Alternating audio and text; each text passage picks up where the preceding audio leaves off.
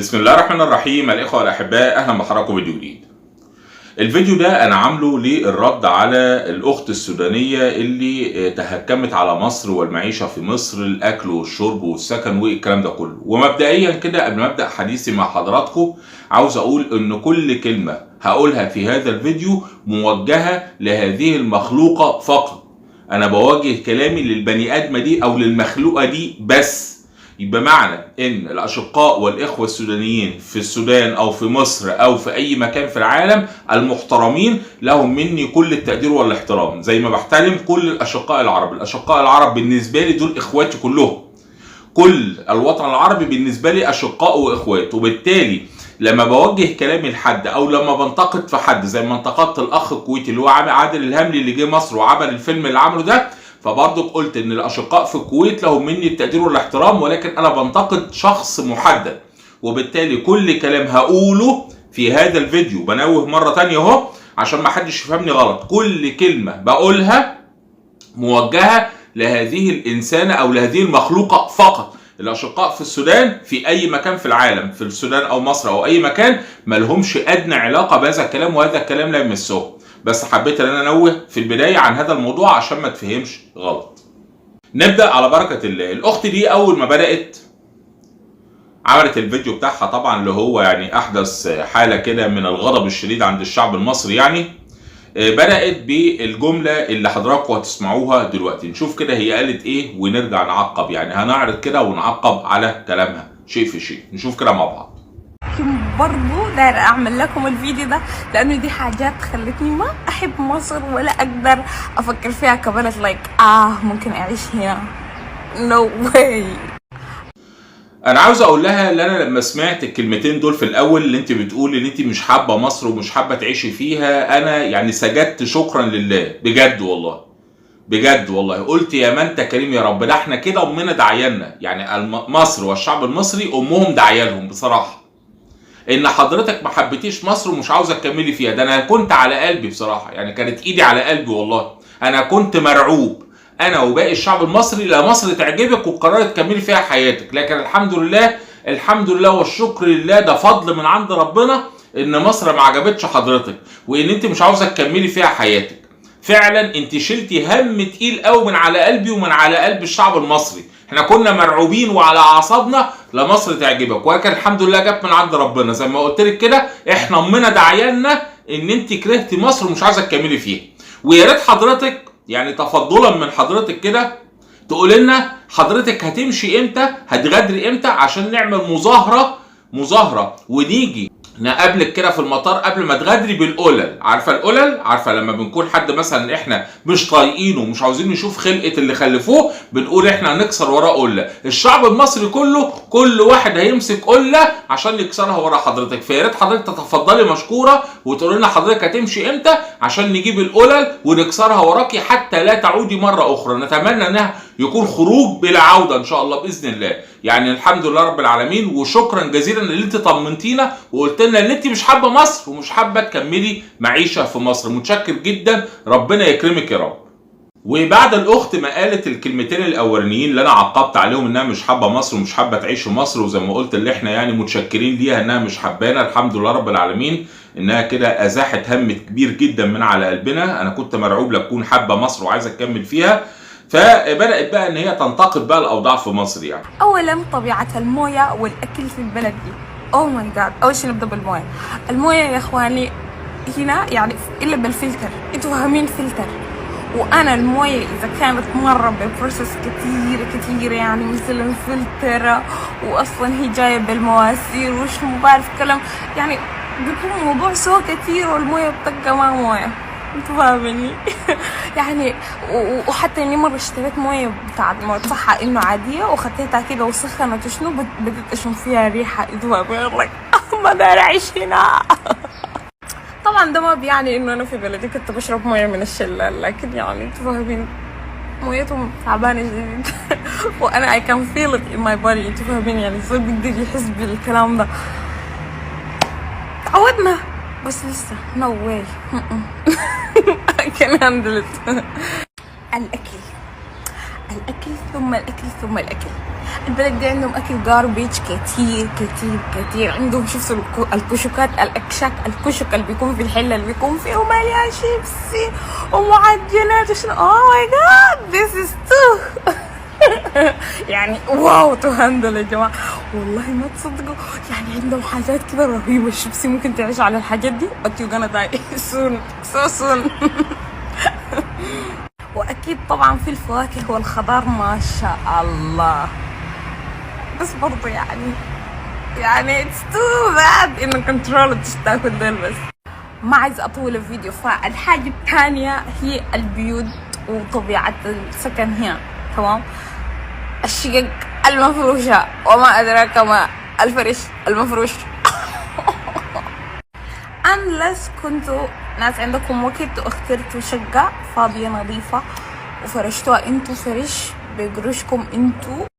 قالت ان طبيعه الميه والاكل، الميه تعبانه وريحتها مش كويسه وبتمشي في مواسير. والله يعني حاجه عجيبه فعلا، ميه بتمشي في مواسير يا جماعه وبتنزل من حنفيات. متخيلين؟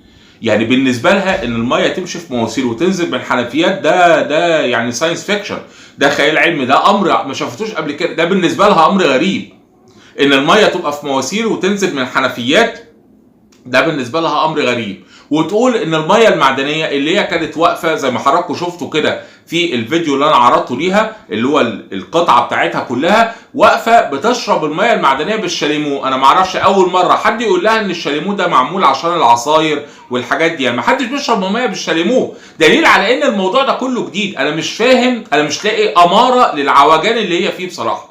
يعني انا عمال ادور على، انا بحاول اقنع نفسي طول ما انا قاعد بتفرج على الفيديو المضحك ده، انا عمال اقنع نفسي يعني عاوز ادي يعني ايه اسباب العوجه اللي هي فيها. انا مش لاقي سبب بصراحه للعوجان اللي هي فيه. يا بصراحه مش عارف بشرادمها دي، انا مش فاهم بصراحه. انا مش لاقي سبب للعوجه اللي هي فيها. يعني واحده بتتكلم مستغربه ان الميه بتمشي في مواسير وبتنزل بالحنفيات وتقول حتى الميه المعدنيه ريحتها مش كويسه.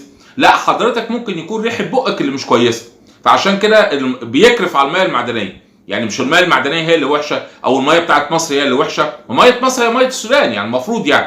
ولكن واضح ان حضرتك مثلا ممكن تكوني يعني ضربه فسيخ بصل اي حاجه من الحاجات الغريبه دي فمخليها طعم بقك وحش او ريحه بقك وحشه، وبالتالي حضرتك يعني الريحه كرفت على الميه فحسيت الميه وحشه. لا حضرتك راجعي نفسك يا ريت ويعني تشوفي يعني المشكله عندك انت مش عندنا احنا خالص. وبعد ما خلصت تهكم على الميه اللي هي مستغربه انها تمشي في مواسير وتنزل من حنفيه، بصراحه حاجه عجيبه جدا بصراحه، يعني حاجه غير مسبوقه في العالم. راحت رازعانه بقى الكلمه دي، الكلمه اللي هي عارفين بقى زي ما الامريكان بيقولوا كده رايت بتوين ذا ايز، يعني زي ما تكون رصاصه جت في منتصف الجبهه. قالت اصل انا متعوده ببلد ان انا اشرب من الشلال. قال ده انت هوملس بقى، ده انت واحده قاعده في الطل في الشارع، ده انت واحده قاعده في الغابه. يعني انت قاعده في الغابه وجايه تتريق علينا احنا؟ يعني احنا الناس المتحضرين اللي قاعدين في منازل وعندنا ميه داخل المنازل ومواسير وحنفيات وخلاطات والحاجات الجميله دي كلها، وسيادتك كنت بتروح عشان تشربي من الشلال؟ يعني ده انت واحده مشرده. يعني انت ما عندكيش بيت، انت كنت بتروح عشان تشربي، بتروحي الشلال تشربي منه؟ ليه انت شروقه للدرجه؟ يعني انا مش فاهم يعني ايه اللي تروحي تشربي من الشلال دي. يعني تخيلوا يعني بعد العوجان اللي هي فيه، اللي انا مش لاقي له اماره بصراحه بشلاضمها دي، بعد كده جايه تقول اللي انا كنت بشرب من الشلال. يعني انت واحده مشرده في الغابات، انت واحده بتسكني الغابات بقى بنات بتروح تشرب من الشلال. يعني الطبيعي اللي احنا كنا بنشرب من بيوتنا، بنشرب من بيوتنا يعني من الثلاجات، من هنا من المبردات الديسبنسرز والكلام ده. لكن حضرتك بتشرب من الشلال، يعني انت بتروحي كده توطي تحت الشلال وتفتحي الشروقه بتاعتك دي وبعد كده ميه الشلال تنزل. فبصراحه لا كده انت عندك حق بجد، يعني فعلا عندك حق اللي انت تستغربي من الحنفيات والمواسير بجد. بس يا ريت تهدي العوجان شويه علينا. يعني العوجان والانجليزي اللي انت بتقوليه مش لايق معاك، يعني مع الشكل العام. يعني عشان نسمعك ونقتنع بيك لازم نضلم الدنيا، لازم نطفي النور عشان خاطر نقتنع بالكلام اللي حضرتك بتقوليه. بعد كده بدات تدخل بقى على ايه؟ على الاكل. قالت الاكل كاربج يعني قمامه، يعني طبعا بس هي ما فيش قمامه غيرها اصلا يعني. ماشي، وقالت عندهم شيبسي ومعجنات ومش عارف ايه. يا جماعه انا عايز دي واحده كانت دي زي ماوكلي، عارفين ماوكلي اللي هو فتى الادغال اللي هو الذئاب ربوه، فاكرين القصه الشهيره اللي هو الطفل اللي هو كان تاه من ابوه وامه والذئاب خدوه وربوه، اللي هو جانجل بوك اللي هو كتاب الادغال، فاكرينه ماوكلي؟ هي دي بقى ماوكلي بتاعنا بقى، دي واحده جايه من الغابه على مصر، وبالتالي كل حاجه بمظاهر التقدم اللي في مصر هي مستغرباه، يعني مش مظاهر التقدم، حتى المظاهر العاديه اللي هي يعني عندنا من مثلا من اكتر من 200 سنه مثلا او حاجه زي كده يعني. فهي مستغربه الميه اللي في الحنفيه، مستغربه الميه اللي بتمشي في بواسير، قلت الميه المعدنيه، قلت لها سعادتك ريحه بقك اللي وحشه، فممكن تراجعي ريحه بقك او تراجعي دكتور سنان او حاجه زي كده، لان واضح ان عندك مشكله مخليها ان كل حاجه طعمها زفت في بقك يعني. ماشي. وبعد كده قالت الاكل كاربج ده عندهم، هي بتقول كده عندهم شيبسي ومعجنات. يعني يا جماعه في ايه؟ يعني حد يقول لها ان المنتجات دي موجوده من عشرات السنين يا جماعه، ده واضح ان هي كانت مدفونه تحت الارض، مش حتى متربيه في الغابه. واضح ان دي واحده كانت مدفونه او عايشه زي عارفين زي النمل كده وزي الجذران كده، الفيران تحت الارض كده، عامله بيوت تحت الارض وعايشه فيها، مش عايشه على سطح الارض كمان يعني. بعد كده بتقول الفاكهه والخضروات استو باد. ما انا بقول يا جماعه، بقول لها والنبي يعني خف علينا من العوجان اللي انت فيه. يعني العوجان ده لا يتناسب معاكي، يعني سيادتك لاجئه في مصر، يعني سيادتك لاجئه طبعا، مع كامل احترامنا طبعا لاي حد، ده مصر وطنكم التاني وارضكم وبلدكم، ولكن اللي مش محترم معلش بقى ياخد على دماغه. ولا انا بتكلم غلط؟ انا برضك لو رحت بلد تانيه وقلت ادبي يعني من حق اهل البلد انهم يعملوا فيها اي حاجه، ولكن طبعا بنتكلم الناس المحترمه على دماغنا من فوق. وانا قلت هذا الكلام في بدايه الفيديو. الفاكهه والخضار اتس تو باد، يعني اتس تو باد، خلاص سيادتك ما تاكليش لا فاكهه ولا خضار، صومي. يعني انا اتمنى انت لا تشربي ولا تاكلي لغايه لما يعني يخرج السر الالهي منك كده، ونخلص بقى، ونخلص بالاشكال الضاله اللي زيك كده. يعني انت خروجك من الارض، من كوكب، من الحياه خالص، ده رحمه بسكان الارض بصراحه يعني. ان السحن اللي زيك لما تخرج بره الارض فعلا دي رحمه بسكان الارض. بعد كده بتقول البيوت والشقق المفروشه وما ادراكم ما هو الفرش المفروش. مش عارف ايه الفرش المفروش ده، مش فاهم يعني. انا مش فاهم ايه الفرش المفروش ده. ما يا تتكلمي عدل يا تصمتي للابد يعني. بصراحه ايه الفرش المفروش ده؟ مش فاهم يعني، مش فاهم يعني مش قادر افهم اللغه بتاعتها بصراحه. بتقول الا اذا فرشتوه انتوا. فهي يعني ما سابتش حاجه في مصر، يعني اكل شرب سكن، الا ما تنمرت عليه وتهكمت عليه في هذا الفيديو. احنا اعتدنا في مصر اللي احنا بنشيل اي حد على راسنا، اي حد، اي ضيف بيجي حتى في بيوتنا. يعني مش بس بتكلم على مصر والشعب المصري اللي هو الاسره الكبيره، لا بنتكلم حتى على الاسره الصغيره. احنا في بيوتنا وفي منازلنا لما بنستقبل اي حد حتى لو غريب هنشيله على راسنا، لازم. طالما حد دخل بيتنا لازم يتشال على الراس، حتى لو كان في بيننا وبينه مشاكل. على فكره طالما حد دخل بيتنا، احنا المصريين اتربينا على كده، دي عاداتنا ودي تقاليدنا عند الغالبيه العظمى من الشعب المصري، عند الغالبيه العظمى من الشعب المصري، ان اي حد يدخل بيتنا الصغير اللي هو البيت اللي احنا ساكنين فيه كاسره، او بيتنا الكبير اللي هي مصر، لابد وان نحمله فوق رؤوسنا، بنشيلهم على راسنا. ونحترم الجميع، نحترم الجميع اكتر من احترامنا لنفسنا كمان. ولكن لما حد يغلط او حد يتجاوز في حق مصر والمصريين لازم نقف، ولازم نتكلم، ولازم نرد عليه. ما ينفعش يبقى انسان، المفروض ان الضيف موجود عندنا زي ما انا قلت على الرحب والسعه، واهلا بيكم في وطنكم التاني، وانتوا اهلنا واخواتنا واشقائنا. فلما يكون ده شعورنا تجاهكم، او تجاه حتى بنتكلم على هذه الاخت تحديدا، يعني شعورنا تجاه الاخت دي ان احنا استقبلناها، مصر فتحت لها دراعاتها، فتحت لها ابوابها، ودخلتي نظرا للمشاكل اللي موجوده في السودان. نتمنى ان الامور تعدي على خير ان شاء الله، ويعود الاستقرار الى وطننا الثاني السودان ان شاء الله باذن الله، وما يحصلش اي مشاكل تانية للشعب السوداني ان شاء الله. ولكن لما يحصل تجاوز لازم نرد. للاسف الشديد انا ما كنتش اتمنى ان احنا نصل الى هذه المرحله اللي احنا نقف ونرد عليها، وممكن نصل الى مرحله التهكم عليها، لان هي اللي بدات. يعني العين بالعين والسن بالسن والبدء اظلم، زي ما بيتقال يعني في الحكمه الشهيره. يعني انت اللي ظلمتي، انت اللي بداتي، انت اللي بدات تتهكمي على مصر. يعني المفروض لما انا اكون موجود في مكان، لو انا رحت عند ناس ولقيت ان امكانيات الناس دول فتحوا لي بيوتهم، ده لو رحت بتكلم على افراد حتى، فتحوا لي بيوتهم او فتحوا لي بيتهم ودخلت جوه حتى لو لقيت سلبيه عندهم، ما ينفعش ان انا اتكلم عن السلبيه. يعني الف ب ذوق، الف ب اخلاق.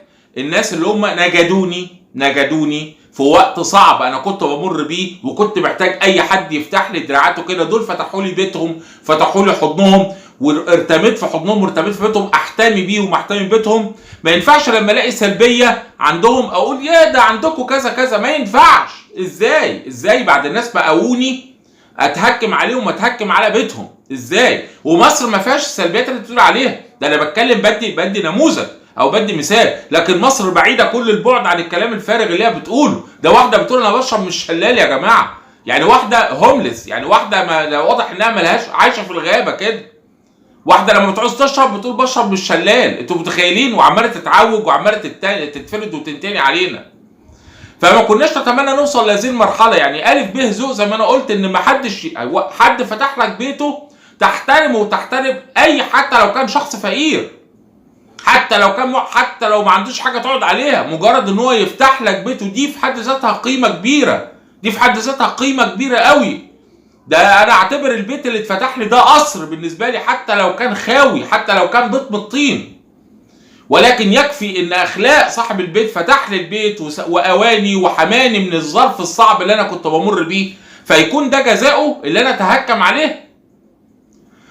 دي قمه قله الذوق، قمه قله الذوق والتربيه والاخلاق. ولكن زي ما انا دايما بقول، كل اناء ينضح بما فيه. زي ما قلت ما كنتش اتمنى نوصل لهذه المرحله، ولكن هي اللي اجبرتنا ان احنا نتكلم كده. وزي ما انا قلت في بدايه الفيديو ان الكلام ده موجه ليها هي فقط. الإخوة السودانيين والأشقاء السودانيين لهم منا كل التقدير والاحترام. مصر بتحب السودان والسودان بتحب مصر، والشعبين بينهم علاقة طيبة جدا جدا وأخوة، ويعني كنا شعب واحد ولا زلنا. يعني في وقت من الأوقات كانت مصر والسودان دولة واحدة، والكل عارف هذا الكلام. حتى لو حصل في حدود وتقسيم حدود، فمصر والسودان ستظل دولة واحدة، والشعب المصري والسوداني سيظلوا شعب واحد زي باقي سائر الشعوب العربية.